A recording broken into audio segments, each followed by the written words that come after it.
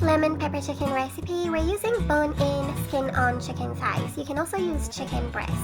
I'm going to slice into one whole lemon, then squeeze the juice all over the chicken thighs. Once you've scooped the chicken around to get the lemon juice onto all sides of the chicken. That way, they can infuse the lemon flavor very well. Once this is done, we're going to set the chicken aside while we put together the lemon pepper seasoning. In an empty bowl, I'm going to toss in some store-bought lemon pepper seasoning. I'm also adding some paprika, Italian seasoning, garlic powder, onion powder, and salt to taste. All ingredients and measurements will be in the description box. I'm going to mix all the spices together until very well combined, then we're going to put it onto the chicken.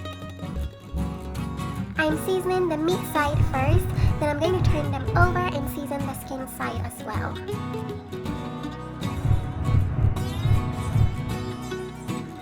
I'm patting the seasoning into the chicken, then the next thing we're going to do is put some slices of butter onto each chicken thigh. The butter will add a nice crisp to the chicken. If you have time, you can let the seasoning sit on the chicken to marinate for a couple of hours before throwing it in. Like when done, it smells so good. I put my oven at the broil setting for the last 2 minutes to get the outside browned, but that's completely optional. I'm drizzling the juice from the baking pan onto the chicken, and this is ready for the table.